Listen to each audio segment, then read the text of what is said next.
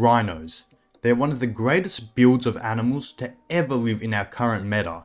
They first began breaking off into their own species during the early Eocene period. Throughout the different metas, this superfamily evolved where we saw one of the largest mammals to ever walk the earth, the Paraceratherium, as well as its more popular counterpart, the woolly rhino. Yet now we look at this dominant herbivore in our current day. Now look, they may not be as strong as the elephant, nor as fast as the cheetah, nor as intelligent as the chimpanzee, yet they've specialized in multiple categories that have allowed them to be successful within their ecosystems.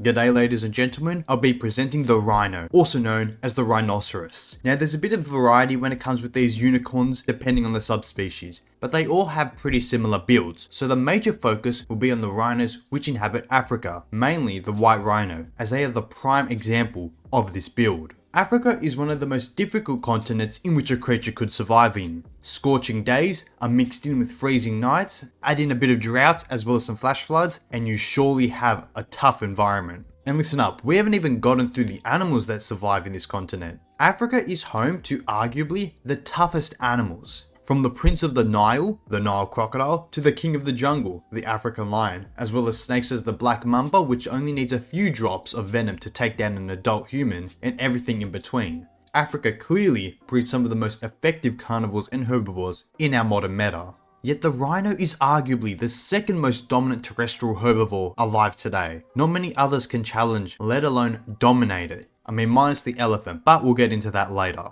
This is thanks to their enormous size, the largest of which is the white rhino, which averages between 1.7 to 1.9 meters in height at the shoulder and a length of 3.7 to 4 meters. True to its family, it's a behemoth which can weigh over 2 tons in weight. And when you think that isn't enough, they are even capable of reaching over 3 tons in weight, with the largest to ever be recorded being estimated to be around the 4.6 ton region. Now, just when you think that this unit is impenetrable, it has a solid layer of skin which can be 2 inches thick. That rivals both the elephant and the hippopotamus, which just goes to show that these guys are units and able to soak up almost any damage. This practically allows a healthy adult to be safe from almost all forms of attack. It's able to shrug off bites and swipes from lions, which as we know are the dominant predators of the terrestrial world of Africa. This also greatly protects them when they traverse through rough terrain, which may be littered with sharp thorns or branches. But we can't talk about the rhino's physical traits without talking about its most focal point, and it's why you may say they are a messed up unicorn. This adaptation being its horn. These face swords can grow anywhere from 20 to 55 inches in length.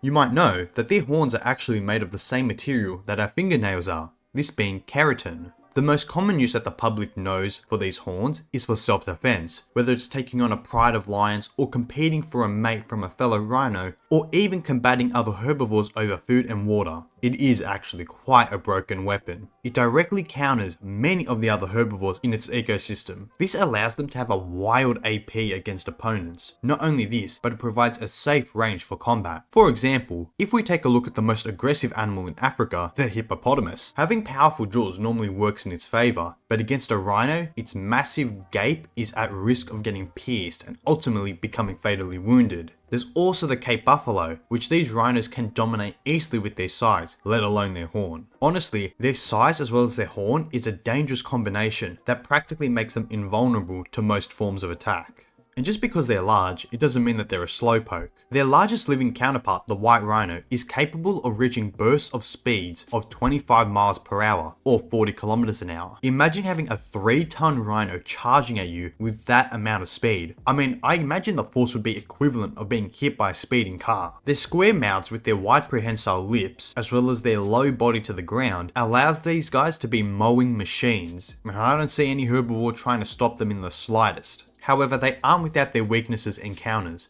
Their major weakness is their lack of eyesight and intelligence. This ultimately leads to 2 downsides. They either become intimidated and run from animals that they should have no problem handling, or they can attack something that they really don't need to, such as a car.